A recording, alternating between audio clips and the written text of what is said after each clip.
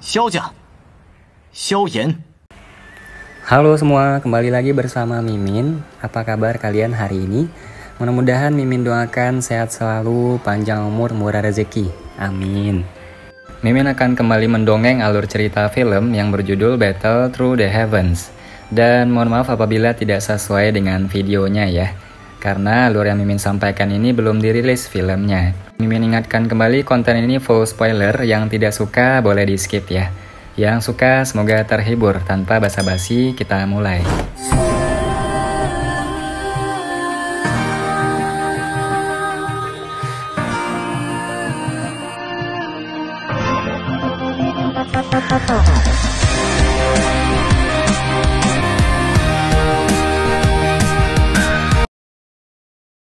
Melanjutkan dari cerita sebelumnya.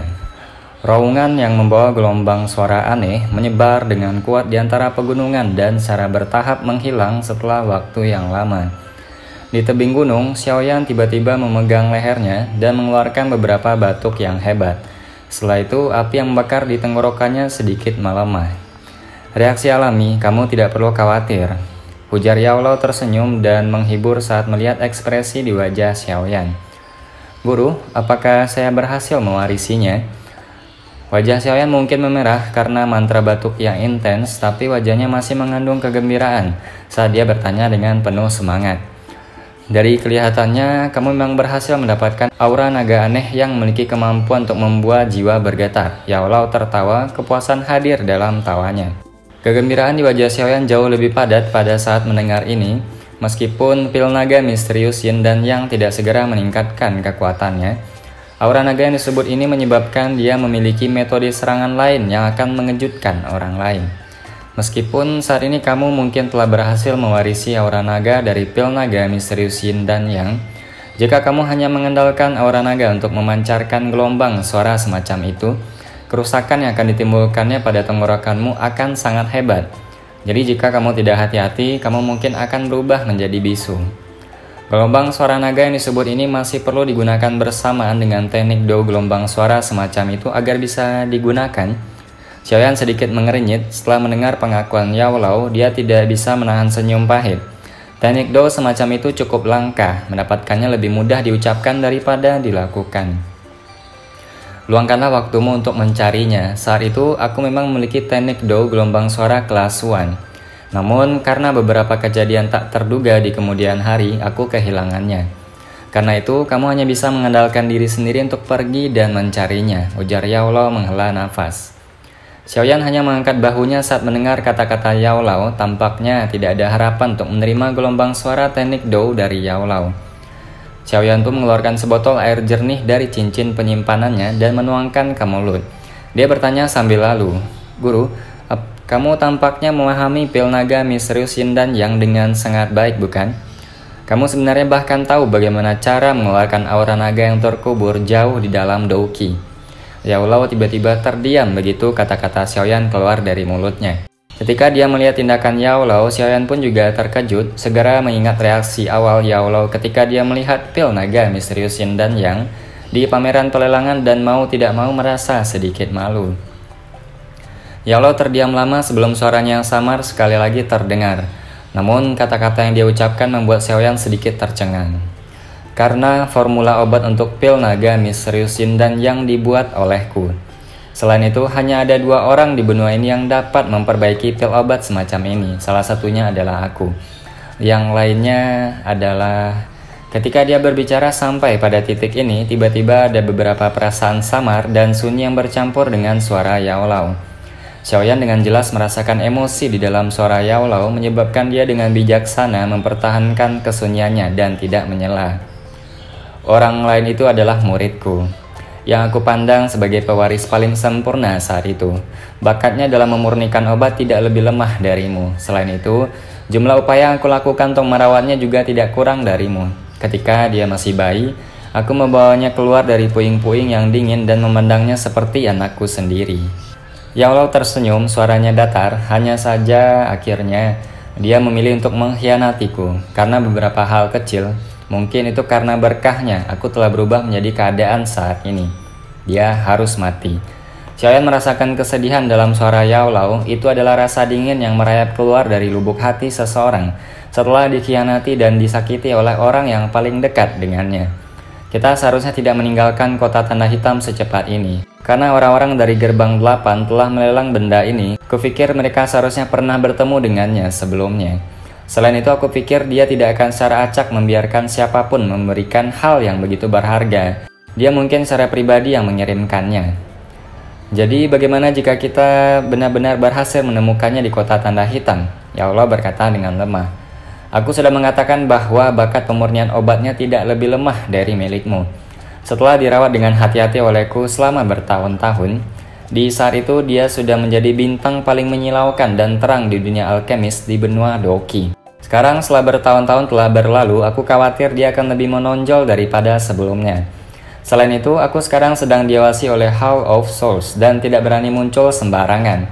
Hanya dengan kekuatanmu saat ini, kamu pasti bukan tandingannya, baik dalam hal pemurnian obat atau pelatihan Doki. Xiaoyan terdiam beberapa saat sebelum dia mengangkat kepalanya untuk melihat ke langit yang biru. Suaranya tiba-tiba menjadi jauh lebih lembut. Guru, aku akan melampaui dia, terlepas dari apakah itu dalam hal obat pemurnian atau kekuatan Doki. Setelah itu, aku akan memberitahumu bahwa matamu tidak salah untuk kedua kalinya. Bagus, aku Yao Chen juga percaya bahwa mata tuaku ini tidak akan salah untuk kedua kalinya, ujar Yao Lao.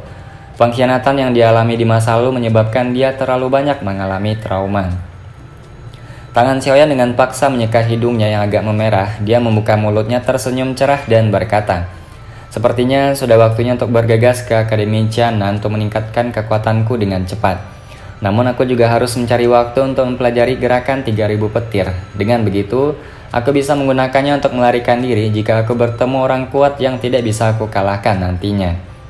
Gerakan 3000 petir adalah teknik Do kelas D. Bagaimana itu akan begitu mudah dipelajari? Apakah kamu lupa sulitnya berlatih Flame Splitting Tsunami? Jika kamu ingin mempelajari gerakan 3000 petir, upaya yang kamu perlu lakukan tidak akan kurang dari waktu itu. Ujar Yao Lao untuk sementara mengesampingkan emosinya dan tersenyum ketika dia menjawab anak kecil ini yang telah dia curahkan semua usaha dan harapannya.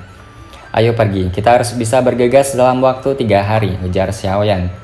Sepertinya Hall of Souls yang aneh tidak akan memasuki wilayah di dalam Akademi Jianan. Lagi pula, orang-orang tua di akademi itu bukannya tidak berguna. Bukankah guru sangat meremehkanku meskipun aku telah berhasil berulang kali mengalahkan orang-orang yang sangat kuat yang tidak kuduga untuk ditandingi selama beberapa tahun ini? Apakah aku membutuhkan bantuanmu saat bertarung melawan orang-orang seusiaku? Ujar Xiaoyan. Itu mungkin tidak menjamin. Sebagai akademi tertua di benua Doki, jumlah jenius di Akademi Jianan tidak terhitung. Selain itu, aku mendengar bahwa ada akademi di dalam akademi. Para siswa di sana dipilih dari 10.000. Jika kamu, anak kecil ini, ditempatkan di dalam, aku khawatir akan ada pertunjukan yang cukup bagus, ujar Yao Lao menggoda. Kalau begitu, aku akan menantikannya. Setelah itu, mereka mendesing terbang ke ufuk utara. Saat Xiaoyan bergegas melalui perjalanan kali ini, dia dengan hati-hati mendarat di tanah ketika dia melewati kota-kota berpenduduk padat. Karena dia takut gerakan sayap awan ungu akan menarik perhatian orang. 3 hari berlalu dengan cepat saat Xiaoyan melakukan perjalanan dengan cepat tanpa henti. Akademi Jianan di peta juga semakin dekat dengan tempat dia berada. Sekitar malam hari ketiga, Xiaoyan yang seluruh wajahnya lelah tiba-tiba merasakan puncak dari semangatnya. Ini karena Yao Lao tiba-tiba membuka mulutnya untuk berbicara. Anak kecil, kita mendekati Akademi Jianan. Turunlah. Tidak ada yang diizinkan terbang dalam jarak 50 km dari Akademi Jianan. Kalau tidak, kamu akan diserang tanpa peringatan. Xiaoyan juga buru-buru mengangguk ketika dia mendengar kata-kata Yao Lao. Akhirnya kakinya mendarat di sebuah bukit kecil, berdiri di puncak bukit itu saat pandangannya melihat kota kecil yang nyaris tidak terlihat di antara 2 gunung besar yang megah. Saat Xiaoyan mengamati kota kecil itu, dia tidak lagi peduli dengan tubuhnya yang tertutup debu. Dia dengan cepat bergegas menuruni lereng bukit dan bertemu dengan jalan tanah kuning itu yang mengarah langsung ke kota kecil. Ada cukup banyak orang yang berjalan di jalan tanah kuning ini. Orang-orang ini jelas berasal dari wilayah sudut hitam. Namun, apa yang menyebabkan Xiaoyan merasa agak heran adalah bahwa meskipun tubuh orang-orang ini memiliki aura yang ganas dan brutal, tidak ada sedikit pun niat membunuh yang meluap dari wajah mereka. Namun, cara mereka di mana niat membunuh tersembunyi di dalam hatinya, Sebaliknya, itu tampaknya dibuat dengan paksa. Oleh karena itu, ekspresi orang yang lewat ini benar-benar agak aneh. Tampaknya merasakan tatapan Xiaoyan yang pergi ke samping, orang-orang ini juga membalas menatap dengan ganas, menyebabkan Xiaoyan merasa itu agak sedikit lucu. Jika ini terjadi di wilayah pojok hitam, kemungkinan orang-orang ini sudah menghunus pisau mereka dan menyerang. Sepertinya memang benar seperti yang dikatakan guru.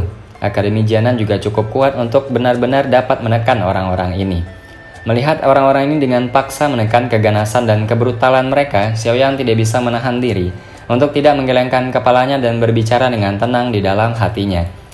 10 menit kemudian, Xiaoyan berhenti di pintu masuk kota kecil dan mengangkat kepala untuk melihat papan tanda horizontal di gerbang kota. Kata-kata di atasnya sangat biasa, jika ditempatkan di wilayah sudut hitam, itu pasti akan dirobohkan keesokan harinya. Kota damai. Ini adalah kota kecil pertama yang akan ditemui ketika seseorang memasuki area di sekitar Akademi Jianan dari wilayah sudut hitam. Xiaoyan berdiri di pintu masuk kota kecil, baru saja akan melangkah ke kota ini ketika dia tiba-tiba merasakan bahwa suara-suara di sekitarnya tiba-tiba menjadi jauh lebih tenang. Ketika dia menoleh dengan terkejut, dia menyadari bahwa wajah beberapa orang di jalan yang datang dari wilayah sudut hitam menjadi mengerikan. Pergelangan kaki mereka gemetar saat mereka melihat pohon besar di sebelah kiri, tidak jauh dari pintu masuk ke kota kecil itu. Pohon besar itu berwarna hitam dengan puncak pohonnya menyebar ke segala arah tanpa memperlihatkan cakarnya.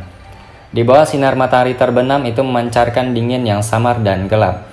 Tatapan Xiaoyan menyapu pohon dan matanya tiba-tiba menyusut. Dia melihat ada beberapa mayat di antara cabang-cabang pohon yang telah langsung ditusuk dan digantung di atasnya. Apakah ini yang disebut pohon roh kematian? Xiaoyan tertegun, keringat dingin perlahan menetes dari dahinya. Aura pekat dan gelap yang dipancarkan dari pohon roh kematian yang aneh itu menyebabkan semua orang yang telah berhenti di pintu masuk kota kecil merasakan hawa dingin di tulang mereka. Di wilayah sudut hitam, nama pohon roh kematian hampir mencapai tahap di mana seseorang akan gemetar ketakutan hanya dengan mendengar namanya. Banyak orang yang telah tinggal di wilayah pojok hitam selama beberapa tahun tidak akan melupakan pertempuran mematikan dan berdarah antara wilayah pojok hitam dan Akademi Jianan. Tidak banyak orang yang sangat memperhatikan alasan mengapa pertempuran berdarah itu dimulai. Satu-satunya hal yang orang tahu adalah setelah pertempuran berdarah itu, mayat 2 Douwang yang kuat dan 1 Douhuang digantung di pohon roh kematian ini dengan metode yang sangat kejam. Sejak hari itu, daerah di sekitar Akademi Jianan turun menjadi daerah tenang yang tidak ada bandingannya dengan dunia luar. Tidak ada lagi orang kuat dari wilayah pojok hitam yang berani membawa wajah penuh niat membunuh dan menyerbu ke kota-kota kecil ini. Meskipun ada beberapa kerusuhan, orang-orang yang terlibat di dalamnya akan menjadi mayat yang dipasang di pohon roh kematian dalam waktu hanya 1 jam. Xiaoyan berdiri di pintu masuk kota kecil mengabaikan orang-orang itu yang ragu-ragu dan tidak berani memasuki kota. Dia mengangkat kakinya sebelum melangkah ke kota damai ini yang mewakili pintu masuk ke Akademi Jianan. Saat langkah Xiaoyan baru saja melangkah ke kota damai, dia merasakan gelombang aneh menyapu dirinya. Dia mengangkat kepalanya dan menatap jalan kota kecil. Ada cukup banyak orang di jalan, dengan berbagai kios yang berbeda ditempatkan di kedua sisi. Beberapa anak bolak-balik saat mereka bermain dan tertawa. Suasana harmoni yang tenang ini terlalu drastis dari penampilan dari Black Corner Region. Orang-orang di jalan itu melihat Xiaoyan yang telah masuk melalui pintu masuk kota. Meskipun mata mereka memiliki kehati-hatian, mereka tidak memiliki reaksi yang terlalu ketakutan. Xiaoyan pun baru saja melangkah ke sana ketika hatinya tiba-tiba bergerak saat dia mengangkat kepalanya dan melemparkan pandangannya ke atap rumah-rumah di kota hanya untuk melihat lebih dari 10 bayangan bergegas menuju arah pintu masuk kota seperti monyet. Sesaat kemudian lebih dari 10 sosok manusia melintas dan muncul di pintu masuk utama kota kecil itu. Tatapan mereka menyapu Xiaoyan dan yang lainnya. Di antara mereka seorang pria parubaya yang mungkin adalah pemimpinnya berkata dengan lemah, siapapun yang ingin memasuki kota damai harus melaporkan identitas, nama, dan lain-lain. Jika tidak, mereka akan langsung diusir. Mata Xiaoyan melayang ke 10 sosok manusia ini, menyadari bahwa selain pria parubaya yang merupakan pemimpin, ada pria dan wanita di antara 10 orang lainnya yang hadir. Namun mereka masih sangat muda. Dari penampilannya, mereka tampak berusia sekitar 20 atau 30 tahun. Orang-orang muda ini mengenakan pakaian berwarna biru pucat yang sama. Selain itu, mereka menggunakan lencana berwarna biru di bagian dada pakaian mereka. Di dalam lencana itu ada belati yang terkontaminasi dengan darah cair berwarna merah cerah. Pada saat ini 10 orang ini menggunakan tatapan pembeda yang waspada dan samar saat mereka menatap Xiaoyan dan yang lainnya. Selain itu, setelah kamu melaporkan nama dan identitas, kamu akan mengkonsumsi pil obat ini. Pria parubaya itu melambaikan tangannya dan sebotol pil obat berwarna merah pucat muncul di tangannya. Dia melirik semua orang yang baru saja tiba dari wilayah pojok hitam yang ekspresinya sedikit berubah saat dia dengan dingin berbicara. Yakinlah bahwa ini bukan racun. Ini adalah pil obat yang disempurnakan oleh Departemen Alkemis di akademi kami yang merasakan niat membunuh. Jika kalian memiliki niat membunuh di dalam hati saat kamu berada di dalam perbatasan akademi, pil obat ini akan memancarkan cahaya merah dari dalam tubuh kalian. Unit pergerakan hukum kami akan mengikuti cahaya merah ini dan datang untuk mencari kalian.